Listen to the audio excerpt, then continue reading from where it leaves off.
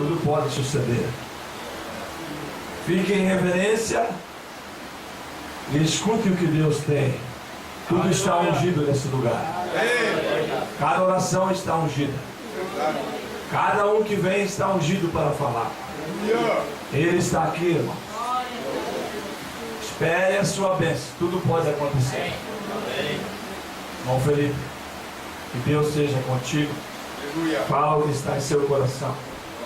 Se sobrar um tempo, nós falamos depois, senão amanhã. O tempo é nosso hoje. Aleluia. Vamos fazer de conta que o relógio parou. Um dia um profeta fez o sol parar, porque ele precisava ganhar uma batalha. E hoje Deus pode fazer o relógio parar até nós vencer a batalha. Deus abençoe o irmão Felipe. Deus abençoe cada um, irmão. Aleluia. Primeiramente, eu gostaria de agradecer a presença de Deus.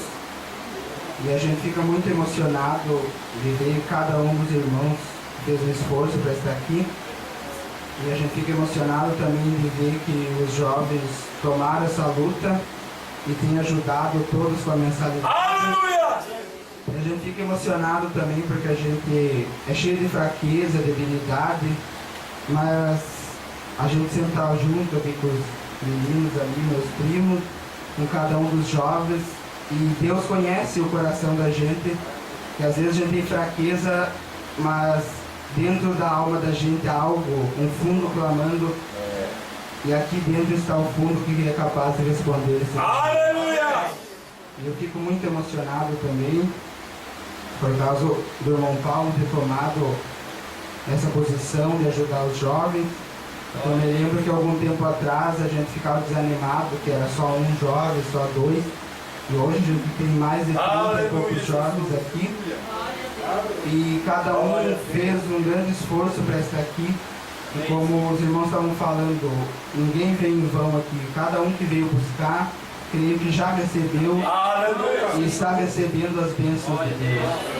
Vamos se colocar de pé. Aleluia, Jesus. O irmão José tem falado também que é para a gente ficar alerta para ver o que vai acontecer esse ano. Aleluia. E a gente vê já a questão natural está se movimentando, já a questão religiosa. É verdade, Jesus. Mas a gente crê e acredita que buscando a Deus, nós todos chegaremos ali no céu. Aleluia. Vamos abrir nossa Bíblia em Apocalipse 17, do versículo 6 ao 11. Obrigado, Senhor Deus. Apocalipse 17, do 6 ao 11. E vi que a mulher estava embriagada do sangue dos santos e do sangue das testemunhas de Jesus. E vendo-a eu maravilhei-me com grande admiração. E o anjo me disse: por que te admiras? Eu te direi o mistério da mulher e da besta, que é atrás, a qual tem 7 cabeças e 10 chifres. A besta que vistes foi e já não é, e há de subir do abismo, e irá à perdição. E os que habitam na terra, cujos nomes não estão escritos no livro da vida, desde a fundação do mundo, se admirarão vendo a besta, que era e já não é, mas que virá. Oh, Deus! Aqui há sentido que tem sabedoria. As 7 cabeças são 7 montes, sobre os quais a mulher está sentada. E são também 7 reis, 5 já caíram, e um existe, outro ainda não é vindo. E quando vier, convém que dure um pouco de tempo. E a besta, que era e já não é, ela também é o 8º, e dos 7 e vai à perdição. Oramos. Senhor Deus poderoso, temos sentido a sua presença aqui, Senhor. Nosso coração, Senhor Jesus, cheio de debilidade, anela ter um encontro com o Senhor. Ó Deus, movimenta as águas, Senhor Jesus, para que a gente venha acordar e abraçar essa mensagem enquanto há tempo, Senhor Jesus. Enquanto as portas da graça estão abertas, Senhor Jesus. Lhe suplico, Senhor, perdoa nossos pecados, nossas falhas, nossas debilidades, Senhor Jesus. Quebra a massa, Senhor Jesus, e faz de novo o vaso, Senhor Jesus. Pois quando o Senhor faz isso, Senhor Jesus, vem um vaso valoroso. É verdade, Jesus. Um novo vaso, Senhor Jesus. Não importa quem eu era, o importante é o que eu sou. Ó Deus poderoso. Ajuda cada um desses jovens, Senhor Jesus, que fez um esforço para estar aqui, Senhor Jesus. Muitas vezes trabalharam a semana inteira, mas fizeram esforço e hoje estão aqui. Aleluia! Compartilhando esses momentos tão maravilhosos, Senhor Jesus. Que cada um venha sair cheio do Espírito Santo. Venha sair, Senhor Jesus, com a sua vasilha transbordando de azeite, Senhor Jesus. Da tua unção, Pai. Derrama sobre nós o teu Espírito, Senhor Jesus, pois precisamos de ti, Senhor. É verdade, Jesus. Nos ajude, Senhor Jesus. Ó Pai amado, me entrego a ti, Senhor Jesus, e que o Senhor me guie nas palavras que eu tenho em mente de falar, Senhor Jesus. Em seu santo nome nos ajude, Senhor. Amém, Jesus. Amém. E se não fosse pelo nosso profeta, a gente estaria enredado e não entenderia as Escrituras. É verdade. É a mesma coisa que ter um livro em outra língua e a gente não entende. Mas graças a Deus a gente teve um profeta que veio e esclareceu as Escrituras de Gênesis a Apocalipse. Aleluia! Não trazendo um outro evangelho, mas trazendo esse mesmo evangelho com a segunda vinda de Cristo. Aleluia! E a gente, alguns dias já que o pastor está pregando para a gente se preparar, que as coisas estão no fim, e ele disse que era para a gente exultar de alegria ao vir à casa de Deus, porque a gente não sabe por quanto tempo esse tabernáculo vai estar com as portas abertas. É verdade. Não sei por quanto tempo ainda esse tabernáculo vai estar com todos os irmãos. Então é para a gente aproveitar cada segundo de nossas vidas. É verdade, O Jesus. pastor falou que era para a gente se dedicar a uma vida completamente em oração, para Deus dar força para o que está por vir. É verdade, Já Jesus. temos visto as autoridades se mexendo, a questão religiosa já está a caminho também, mas, como o pastor disse, há tanto faz mais de 40 anos que eu prego isso, e meu coração transborda de alegria em ver que as Escrituras estão se cumprindo. Aleluia! Às vezes, carnalmente, a gente pode ficar meio amedrontado, mas espiritualmente a gente está feliz em saber que o dia está chegando com que nós vamos encontrar com os irmãos das eras, Aleluia! com cada fiel irmão que se põe ao lado da palavra de Cristo. Isso que nos consola, e pedimos a Deus que para a gente estar nessa fileira, porque eu creio que a gente está no ministério que tem não parcialmente, mas toda a revelação da palavra.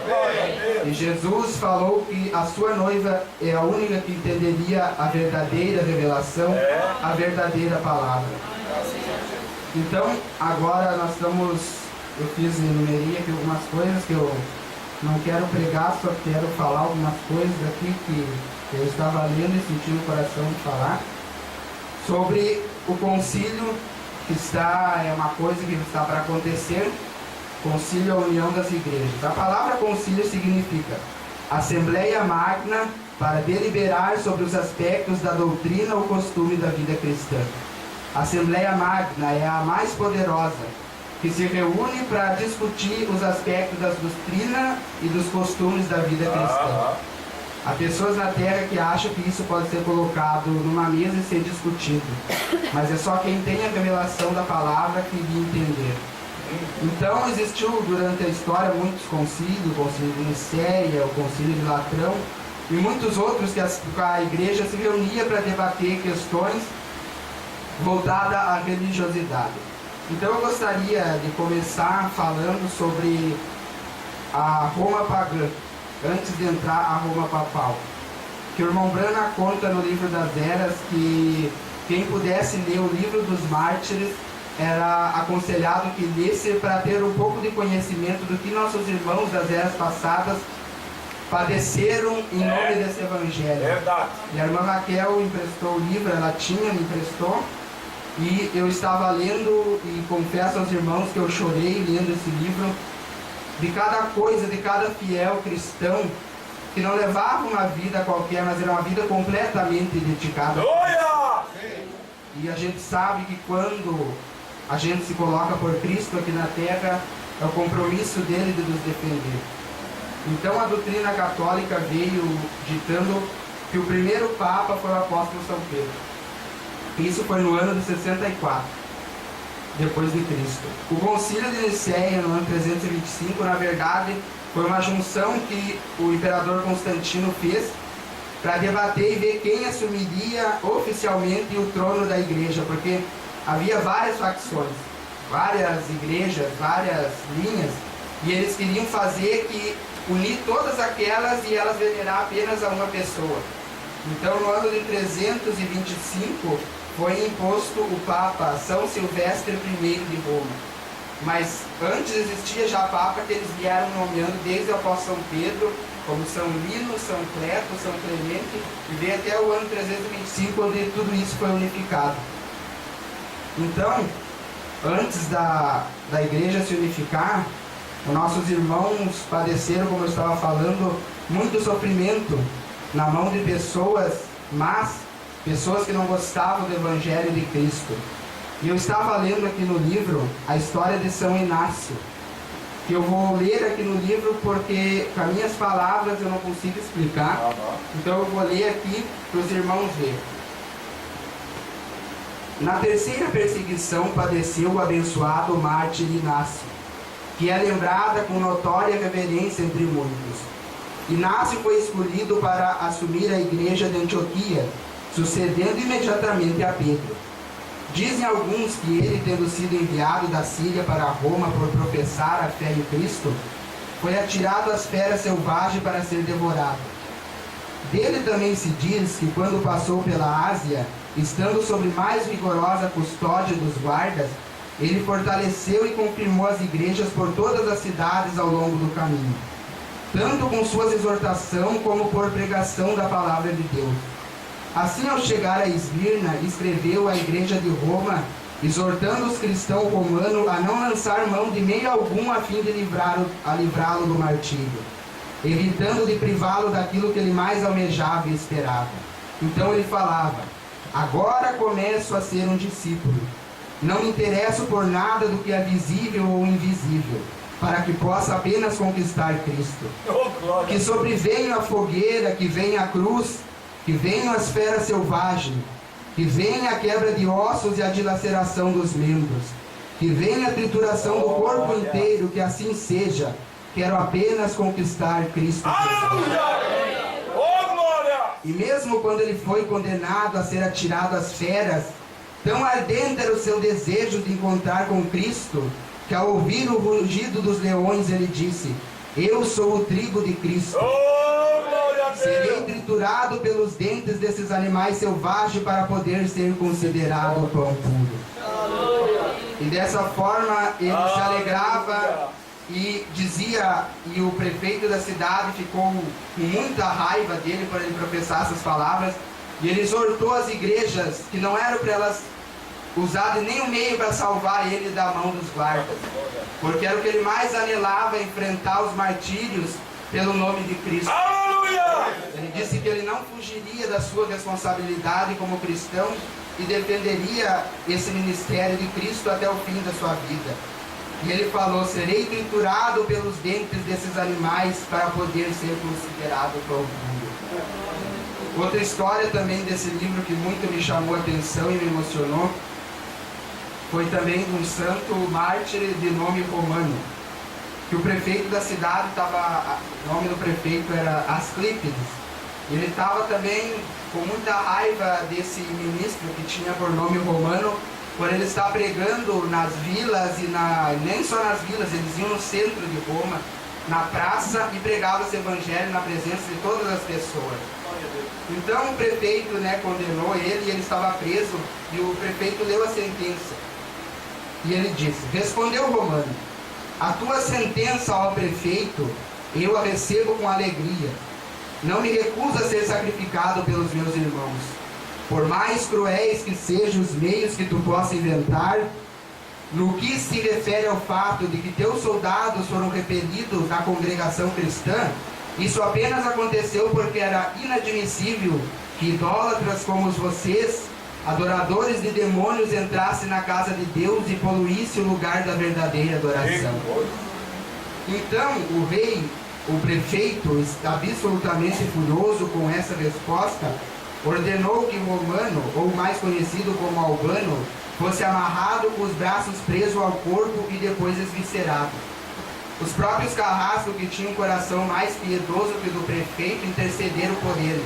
dizendo: não pode ser, Senhor, este homem é de uma família nobre. É ilegal submeter um nobre à morte tão mesquinha. Respondeu o prefeito: que seja então flagelado com açoites com pontas de chumbo.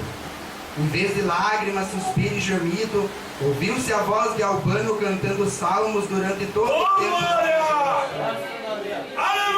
dizendo assim aos seus algozes: não me poupe pela minha nobreza. Não é o sangue dos meus antepassados, dizia ele, mas sim a profissão de fé cristã que me faz nobre. As saluartes palavras do Marte era como óleo para o fogo da fúria desse prefeito.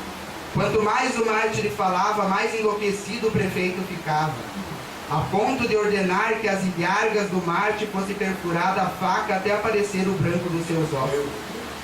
Quando Albano pela segunda vez pregou o Deus vivente, o Senhor Jesus Cristo, seu Filho bem-amado, e a vida eterna que era trazida pelo meio de seu sangue, Asclípides ordenou às carrascos que lhe esmurrassem a boca até que seus dentes fossem arrancados, e sua pronúncia acabasse também afetada. A ordem foi cumprida prontamente. Ele foi esmurrado, suas sobrancelhas foram rasgadas a unha, e suas faces perfuradas a faca. A pele de sua barba foi pouco a pouco arrancada. Finalmente, o belo rosto de Albano estava todo deformado. Misericórdia! Disse o Marte com doce olhar: eu lhe agradeço, ó prefeito, por ter aberto em mim muitas bocas, com as quais posso pregar a Cristo, meu Senhor. Veja, prefeito, cada ferida que eu tenho é uma boca louvando e cantando a Deus. O prefeito, assombrado com essa singular constância, ordenou que suspendesse as torturas. Ameaçou o nobre mártir com fogo cruel, insultou e blasfemou a Deus, dizendo: o teu Cristo crucificado não é mais que um Deus de ontem. Os deuses dos gentios são de extrema antiguidade. E Albano aproveitou essa ocasião e pregou para o prefeito sobre a verdadeira palavra de Cristo, dizendo para o prefeito que a doutrina não importava se Cristo tinha surgido a recém, era porque Cristo era a verdade, e não os deuses antigos. Então Albano falou para o prefeito dessa forma: dê-me ao prefeito uma chance de chamar uma criança de apenas 7 anos da multidão, isenta de malícia e de outros vícios, e o senhor ouvirá o que ela tem a dizer. O pedido de Albano foi aceito. Ele pediu para o prefeito que era para ele chamar, para ele dar autorização para ele chamar uma criança de 7 anos da multidão, e ela responderia a pergunta de por que acreditar em Jesus Cristo e não nos outros deuses pagãos. Dentre a multidão chamou-se um menininho de 7 anos que foi colocado diante do mártir. Dize-me, filhinho, disse ele, se tu acha que há razão para que adoramos a um só Cristo, e em Cristo há um só Pai, ou então para que adoramos a muitos deuses? Os irmãos só refletem a resposta que esse garotinho de 7 anos deu. Hoje, como o irmão Paulo falou, tem pastor que tem 30 anos de ministério e pregam em deuses, na Santíssima Trindade, e aqui prova que eles não acreditavam na Santíssima Trindade, mas sim no nome de Jesus. Porque olha, só a resposta desse garotinho de 7 anos derruba muito pastor. O garotinho respondeu: certamente aquele que os homens afirmam ser Deus deve ser um só. E o que é próprio é único, porque Cristo é único. Cristo é necessariamente o verdadeiro Deus, pois nós crianças não podemos acreditar que existam muitos deuses. Um gurizinho de 7 anos. A essa altura o prefeito, tomado de puro espanto, disse: tu, garotinho vilão e traidor, onde e de quem aprendeste essa lição? E ele respondeu: de minha mãe. Com seu leite suguei a lição de que devo crer em Cristo. Chamou-se a mãe e ela de bom grado se apresentou. O prefeito ordenou que essa criança fosse pendurada e açoitada. Os condoídos espectadores desse ato impiedoso não conseguiram controlar as lágrimas, mas a sua mãe, exultante e feliz, a tudo assistia com as faces secas. Que coisa! Na verdade, ela repreendeu o seu doce filhinho por implorar um gole de água fria. Disse-lhe para ter sede da taça da qual outrora beberam os infantes de Belém, deixando de lado o leite e as papinhas de sua mãe. Ela o encorajou a lembrar-se do pequeno Isaque, que vendo a espada com a qual seria abatido e o altar sobre o qual seria queimado em sacrifício, de boa mente apresentou o seu jovem pescoço ao golpe da espada. Oh, glória a Deus! Enquanto era dado esse conselho, o sanguinário algoz arrancou o couro do alto da cabeça do menino, com cabelo e tudo. Gritou então a mãe: aguente, filhinho, logo tu verás aquele que te enfeitará a cabeça, nua com uma coroa de glória eterna. A mãe consola a criança, a mãe consola e a criança sente-se consolada. A mãe anima e o menininho sente-se animado e recebe aqueles açoites com um sorriso no rosto. O prefeito, percebendo que a criança era invencível e sentindo-se derrotado, mandou o abençoado menininho para uma fétida masmorra e deu ordens para que as torturas de Albano, principal autor dessas maldades, fossem repetidas e intensificadas. Assim Albano foi trazido outra vez para novos açoites, devendo os castigos ser renovados e aplicados sobre as velhas feridas. O tirano já não aguentava mais. Era necessário apressar a sentença de morte. É penoso para ti, disse ele, continuar vivo por tanto tempo? Não tenhas dúvida de que uma flamejante fogueira será em breve preparada. Nela, tu e aquele menininho, teu companheiro de rebelião, serão consumidos e transformados em cinza. Romano e o menininho foram conduzidos para a execução. Ao chegar ao local escolhido, os carrascos arrancaram o filhinho de sua mãe, que o tomara nos braços. A mãe limitou-se a beijá-lo e entregou a criancinha. Adeus, disse ela, adeus, meu doce filhinho. Quando tiveres entrado no reino de Cristo, lá no teu abençoado lar, lembra-te da tua mãe. E enquanto o carrasco aplicava a espada ao pescoço da criancinha, ela cantou assim: todo louvor do coração e da voz nós te rendemos, Senhor, nesse dia em que a morte desse santo recebas com muito amor. Tendo sido cortado a cabeça do inocente, a mãe a envolveu em seus vestidos e a segurou no colo. Do lado oposto, uma grande fogueira foi acesa, na qual Romano foi atirado. No mesmo instante desabou uma grande tempestade e apagou a fogueira. Finalmente o prefeito, sentindo-se confuso diante da força e coragem do mártir, deu ordens rigorosas para que ele fosse reconduzido à prisão, onde após aquilo deveria ser estrangulado.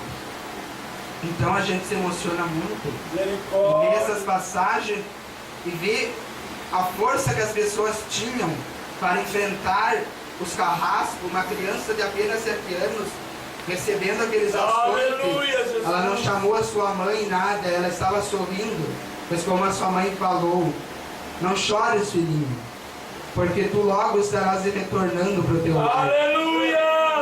E dessa forma aquela criancinha foi morta. Só que a gente crê que Deus retirava a dor dessas pessoas, porque eles eram pessoas firmes nesse evangelho, pessoas que dedicavam a sua vida, como a gente notou pela resposta da criança, e ela falou que era sua mãe que ensinava isso para ela. Então depois disso o livro conta que muitas outras passagens, e daí após disso, com a vinda do imperador Constantino, cessou as torturas e a perseguição aos cristãos, porque eles estavam unidos com a Igreja Católica. Porém, não demorou muito tempo e a própria Igreja Católica começou a fazer outros mártires. A própria igreja, que se dizia a sucessora do apóstolo São Pedro, começou a perseguir pessoas que iam contra a doutrina dos homens, contra a doutrina dos papas, dos bispos, dos cardeais. Teve um episódio aqui que um homem falou que ele não tinha nada contra os papas, contra os bispos, que se eles mostrassem pelas escrituras que ele estava errado, ele de bom grado aceitaria a palavra deles, mas caso contrário, ele não renegaria a palavra. Então conta aqui que teve um homem chamado John Wycliffe, um senhor já, acho que ele tinha, se não me falha a memória, 89 anos, quando ele começou a ser perseguido. Ele começou perseguido por quê? A igreja naquele tempo dizia que a Santa Eucaristia, ou o pão da ceia e o vinho, depois da consagração, eles se tornavam verdadeiro, não era um símbolo. Elas diziam que ele se tornava, o pão era a carne de Cristo e o vinho era o sangue mesmo. Que não era símbolo, depois da bênção era a carne de Cristo e o sangue de Cristo. E John Wycliffe, ele não concordou com isso. Ele falou que a Santa Eucaristia, depois da consagração, não é o verdadeiro corpo de Cristo, mas sim apenas um símbolo. Falou também que a igreja de Roma não é mais do que qualquer outra igreja, a cabeça de todas as igrejas, e que Pedro não recebeu acima de qualquer outro apóstolo poder algum conferido por Cristo. O Papa de Roma não tem poder algum superior ao que qualquer outro apóstolo recebeu de Cristo em relação às chaves da igreja. Ele falou também que o Evangelho é norma autossuficiente para governar a vida de todos os cristãos desse mundo, não sendo necessário qualquer outra norma de homens. Nenhuma outra norma, seja por quais preceito outros religiosos seguiam, compara-se em perfeição ao Evangelho. Nem o Papa, nem qualquer outro prelado da igreja deve ter prisões para nelas punir os transgressores. Porque a igreja, o que ela achava que estava errado, ela punia. Então John Wycliffe, por muito tempo, ele foi perseguido. E quando estava para sair a sentença dele, o Papa morreu e entrou outro. Então ele ficou num período de 3 anos pregando ainda a sua palavra, sem a perseguição. Depois voltaram a perseguir ele, só que não conseguiram matar ele. Mas daí ele morreu, e após a morte dele, a Igreja Católica excomungou ele, desenterrou seus ossos, queimou e jogou as cinzas fora. E diz que aquele homem e os livros deles deveriam ser queimados e banidos, porque ensinava heresia. E é o que acontece hoje. Muitas pessoas falam que a gente crê heresia. Mas como ele falou aqui, que não existe nem outra norma além do Evangelho. Não existe nem outra norma de homem, ou prelado, ou cardeais, ou papas, além do que Deus falou. E ele disse que o apóstolo São Pedro não tinha nenhuma autoridade para formar, para ele ser um papa, como eles afirmavam, que Deus não tinha conferido essa autoridade nem para ele, nem para um dos outros apóstolos. E ele falou a mesma coisa, o irmão Brana nos mostra no livro das Eras, que quando Jesus falou para Pedro, sobre esta pedra edificarei a sua igreja, não era a pessoa de Pedro, mas a gente sabe que era a revelação. Que essa pedra era a revelação, porque o irmão Brana diz que Deus não poderia construir a igreja dele sobre um homem falho como era Pedro, que mesmo negou Cristo. Então ele diz que essa coisa era a revelação. E John Wycliffe já defendia essa ideia também, que Pedro não tinha poder mais do que qualquer outro apóstolo, porque não era sobre ele que ia ser construído a igreja, mas sim sobre a revelação que Pedro havia tido. Aleluia! Outro ponto aqui que eu anotei, que o pastor aquele dia pediu quantos papas tinha que veio até o dia de hoje. O Bento XVI foram 263 papas. O pastor Jorge estava explicando para nós no culto de quarta-feira passada, dessa passagem que eu li aqui em Apocalipse, que ele fala: aqui é sentido quem tem sabedoria. As 7 cabeças são 7 montes sobre os quais a mulher está sentada. E são também 7 reis. 5 já caíram, um existe, outro ainda não é vindo, e quando vier convém que dure um pouco tempo. E a besta que era e já não é, ela também é o 8º, e dos 7 é este que vai à perdição. E o pastor estava nos explicando essa escritura aqui, que ele fala quem que são os 8 reis, ou quem que são os 7 reis que estão sendo citados em Apocalipse. A gente viu, nessa explicação do pastor, que no ano de 1922, deixa eu ver aqui, no ano de 1922, antes tempo, Roma tinha um rei e tinha o Papa. O rei legislava a parte estadual e o Papa legislava a parte religiosa. Então, a partir de 1922, Mussolini teve uma reunião com o Papa daquele dia, que era Pio XI, e decidiu que a partir do ano de 1922 o Vaticano ia ser considerado um Estado. Então, o Papa não seria apenas chefe da ordem religiosa, mas ele seria rei e Papa. Então o pastor mostrou que esses 7 reis vêm vindo desde Pio XI, ó. Pio XI em 1922, Pio XII em 1939, João 23, que o reinado dele durou apenas um mês, Paulo VI, João Paulo I, João Paulo II e o Bento XVI é o 7º desses Papa Rei. E o pastor Jorge falou que por dentro da revelação a gente pode ver que os tempos estão no fim, porque fala aqui, ó, que 5 já tinham passado, o 6º, que era João Paulo II, também foi, o 7º que ia vir, que representa o Bento XVI, ia reinar um breve período de tempo, e ele reinou pouco tempo e já pediu também, né, para se retirar da igreja, do papado, e o 8º é o que vai trazer a perdição de Roma. Então o pastor estava nos explicando essa linha, que o que tudo indica, os nossos dias aqui estão contados, que a próxima tem um Papa americano concorrendo, e ele falou que o Bento XVI se preocupava muito com a questão do aborto, enquanto que a principal questão que tinha que se preocupar é a questão econômica, a crise econômica, que a preocupação é em saldar essa dívida. Então, a gente está crendo na promessa que o irmão Brana fala, que a gente deveria ficar feliz quando os sinais estavam mostrando que o tempo estava no fim. E existe um santo da própria Igreja Católica, que é chamado São Malaquias, que ele viveu no período do ano, por volta do ano 1139, que ele teve uma revelação e ele escreveu o nome de 112 pontífices que iam vir a partir do Papa Clemente, do Papa Celestino, que estava no papado naquela época. Ele profetizou 112 que iam vir, 112 papas que viriam. E para cada papa ele usou uma pequena frase para dizer como seria o reinado dele. Daí, o papa de número 110 era o João Paulo II.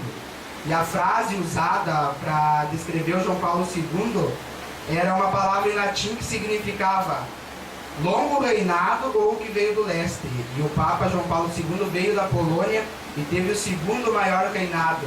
Ele durou 27 anos no papado. E para o Papa de número 111, que no caso era o Bento XVI, ele usou uma frase que era a glória das oliveiras. E o brasão do Bento XVI é uma oliveira. E esse santo da Igreja Católica disse que esse Papa ficaria por um curto tempo e ele não conseguiria evitar uma terceira grande guerra mundial, e que essa guerra viria do Oriente. E hoje os cientistas calcularam que nas previsões dele, essa guerra seria o Oriente invadiria os Estados Unidos e destruiria os Estados Unidos. E o Papa de número 112, que era o último, no caso, na previsão de São Malaquias, o Bento XVI é o 111 e o próximo que virá é o 112. E na previsão dele, o Papa de número 112, ele não usou uma frase, mas usou um nome, que era Pedro o Romano. E ele falou que esse Papa teria um reinado de muita mudança e que ele alimentaria as ovelhas romanas com muita tribulação. Que esse Papa teria um curto reinado e levaria Roma à perdição.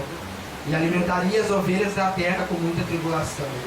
Então a gente vê que as próprias doutrinas católicas mostram isso, mostram a profecia, e ele sabe, a gente não sabe o motivo porque o Bento XVI saiu, renunciou ao cargo, mas ele disse que ele estava saindo porque ele já estava velho e precisava de uma pessoa nova para botar em prática as leis que teriam que vir. Então a gente percebe que tudo está se caminhando para o concílio e que Deus venha ser conosco como ele foi com os mártires, e que a gente venha ficar do lado da palavra, e como o Paulo falou, se algum desses guerreiros tombar na caminhada, que a gente levante o estandarte e siga em frente. Aleluia! Gostaria de convidar a Cheryl, a irmã Késia, a Carol e a Karine, que ele gostaria de cantar o hino. Glória a Deus!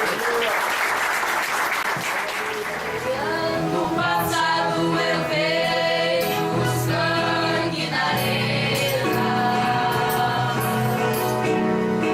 os nossos irmãos primitivos morreram em sangue.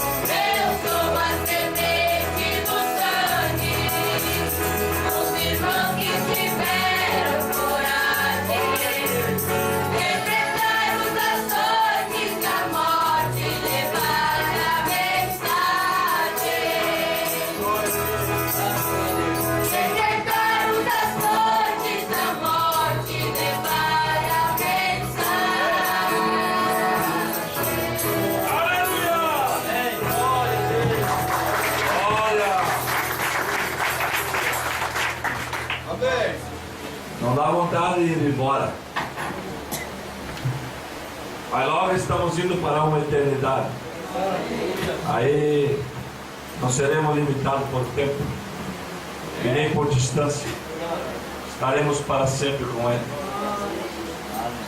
Você crê que estamos no fim?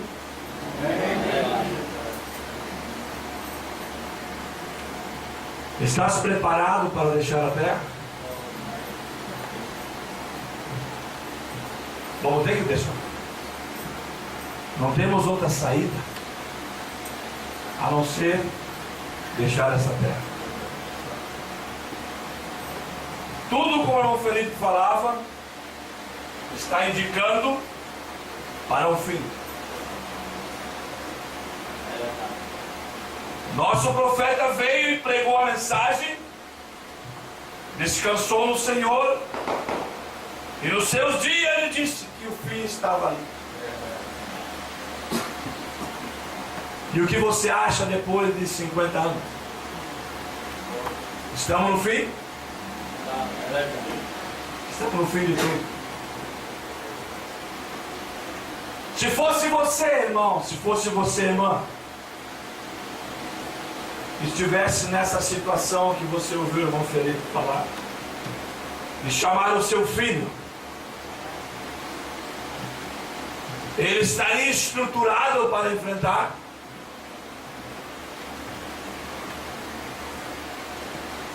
As irmãs estariam estruturadas, como este menino de 7 anos estruturado pela sua mãe, para enfrentar as leis? Então, nós estamos pregando o que está acontecendo hoje. E o profeta disse que nós temos que vacinar o povo do que está vindo.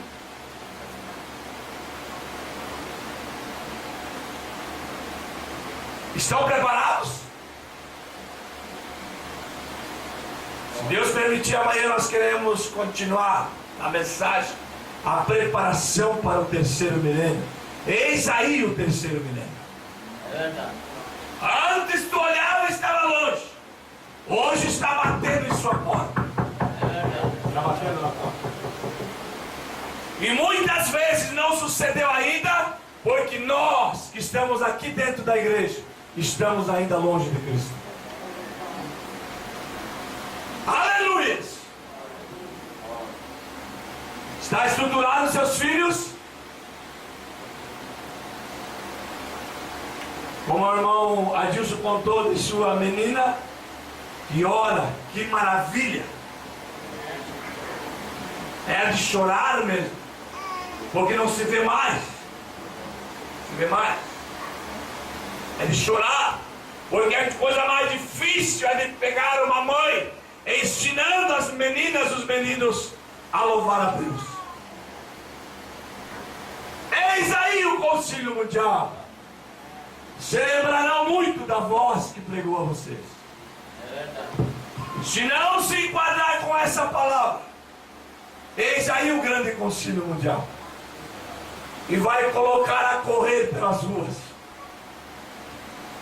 da grande tribulação. Se você não tem tempo hoje para ensinar os meninos, tem 3 anos e meio para você ensinar, para você correr para as ruas. Quando você pensar em abrir a Bíblia para ensinar, entrará um dinossauro na sua casa e acabará. É verdade. Aleluia! Quando você pensar em orar, entrará um escorpião do tamanho desta casa para te perturbar. É verdade. Mas o dia do Senhor é hoje. Hoje é o dia do Senhor. Mas não queremos, não temos tempo, temos que fazer isto e aquilo. O tempo maior aproveitado é do Senhor Jesus Cristo.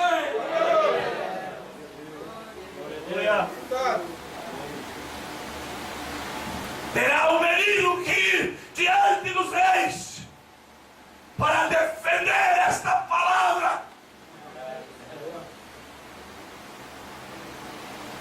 Quando o nosso profeta partiu, ele deixou o menino para defender a palavra.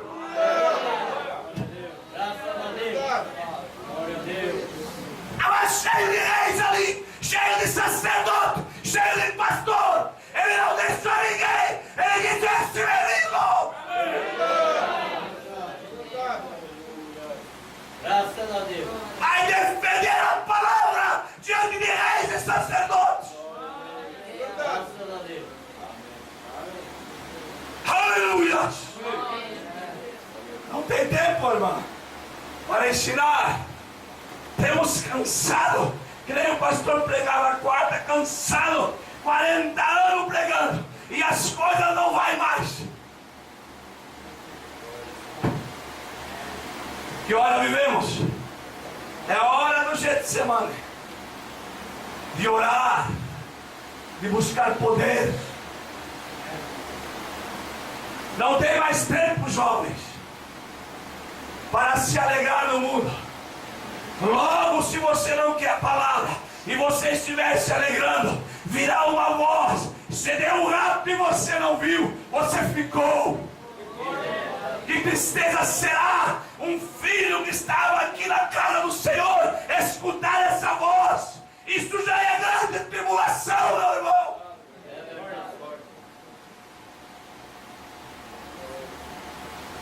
Eu não estou te amedrontando, é o que vai acontecer.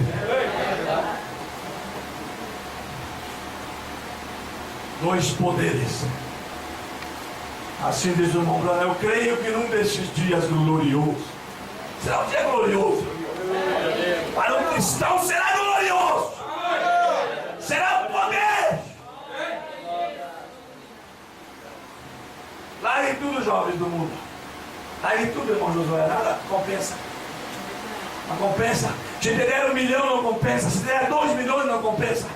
Não adianta, jovem, você pensar que ali fora você vai arrumar um rapaz bonito e vai casar. Não compensa. Está vindo a grande tribulação e você vai ficar. Não compensa, nada compensa mais. Não compensa. Compensa uma vida em Deus.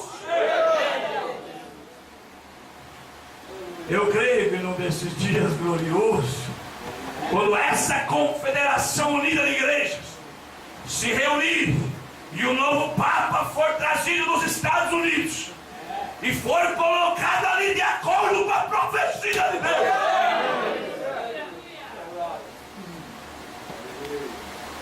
teríamos que ter tempo para pregar umas 2 horas. Teríamos. For trazido dos Estados Unidos, foram colocados ali de acordo com a profecia de Deus. Então eles formarão uma imagem à besta.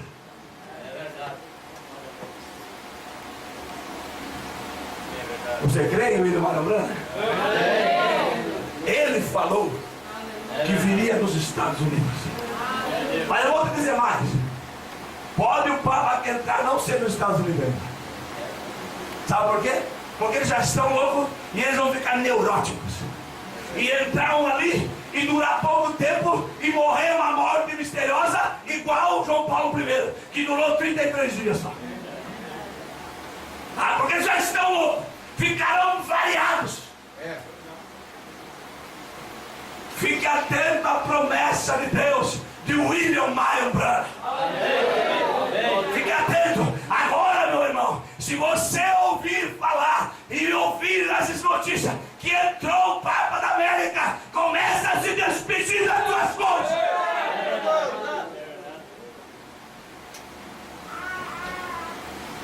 Começa a dar tchau. Eu não vou pregar, mas não podia ler em Gênesis. A escritura vai se cumprir. Ela não se cumpriu ainda, que estará um contra os outros. Uma separação vai vir sobre esta terra. Vai ser uma separação. Se você quiser estar em Cristo e morrer que nem este menino morreu.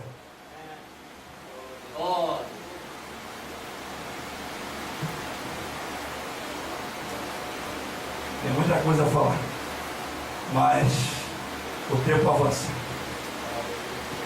Confederação de igrejas. Sinais do céu. O que diz a Bíblia em São Mateus? Haveria sinais no céu e na terra. Sim ou não? Quando o tal de Bento estava renunciando, houve um sinal no céu.